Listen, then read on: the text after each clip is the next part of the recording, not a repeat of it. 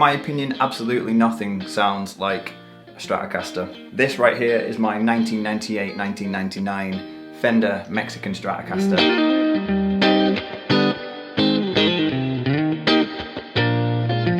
I did actually look up the serial number of the guitar on an online database and it said 98/99, so I'm not entirely sure which year it came out, one or the other, but it's around about that era anyway. I got this guitar in 2004 when I was 14. I've had it a very long time.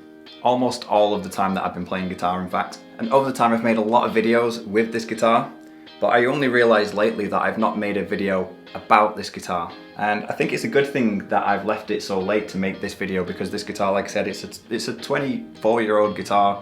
And if I found anything with this guitar, and I'm sure other people who have had long-lasting guitars will probably say the same thing, is that they just get better with age.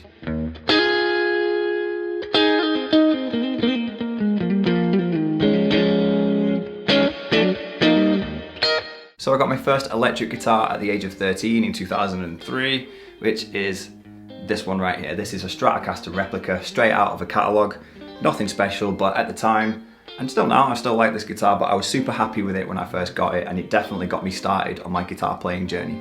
Fast forward about 6 months, something like that, so now we're into 2004, and my stepdad at the time, he played guitar as well. And one Saturday morning, I just remember he asked me to go to the local guitar shop with him because he wanted to probably buy some strings or some picks, things like that. Anyway, we go to the guitar shop and I remember looking around and I remember seeing this guitar on the wall. I can actually picture it in my mind still on the wall in the guitar shop. And I was so transfixed on this one guitar on the wall that I can't remember anything that surrounded it on the wall, but I can perfectly picture this being on the wall. So that tells me how into this guitar, just straight off looks I was. It literally captured my attention so much straight away. Anyway, I was lucky enough to be allowed to have a try of the guitar, so I picked it up and I held it and I had a little play. I even plugged it into an amp and I absolutely loved it. Anyway, I put the guitar down, back onto the wall, and then we left the shop, and I was happy. I was happy that I got that experience of trying the guitar. Anyway, later in the day, I was just in my room, and my stepdad calls me downstairs, and he basically says he's forgotten something at the guitar shop, so we need to go back. Do I want to go with him again? Anyway, we head to the guitar shop, and I head straight for the Stratocaster that I was playing earlier. And I was a little bit upset to see that when we got there, the guitar was still on the wall, but it had a piece of paper tucked into the strings that said reserved. And then the next thing I know, the shopkeeper comes over with my stepdad. They take the reserved sign out of the guitar, take it off the wall and hand it to me.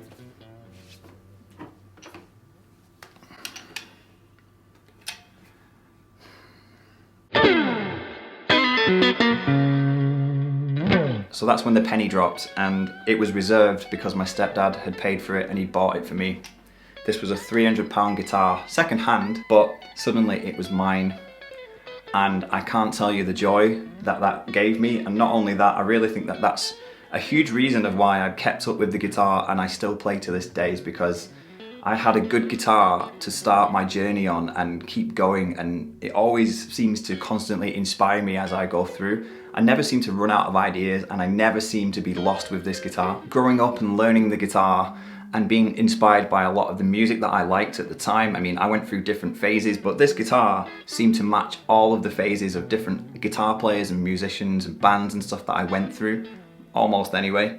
It definitely saw me through my Stevie Ray Vaughan phase, my John Mayer phase, my Yngwie phase, my Iron Maiden phase, my Eric Clapton phase, Jimi Hendrix.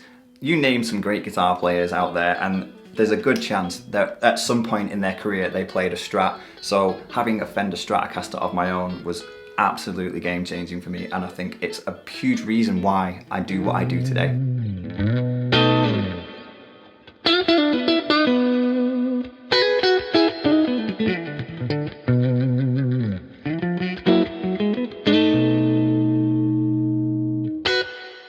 And I'll be completely honest, I don't know much about it. I don't know what wood the body is made out of. The only thing I've changed about this guitar over the years, and I made a video about this a few years ago, was I put Fender locking tuners on the back of it. That's the only difference. The bridge on the guitar is super rusted.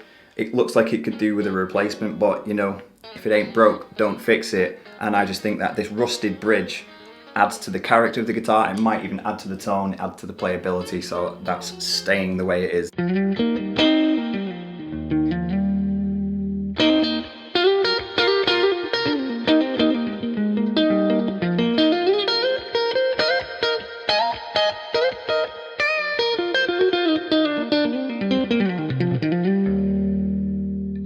pickups are just stock, I assume. I doubt they were changed from when the guitar was made before I bought it. So, and I've never changed them, so they're just stock Mexican Stratocaster from the 90s pickups. And I think I've been really, really lucky with this guitar because, like I said, I've tried loads of different styles of music and this guitar has seemed to fit no matter what I wanted it to do. It's just always had the right sound for me. And like a fine wine, the sound of this guitar has just got better and better with age.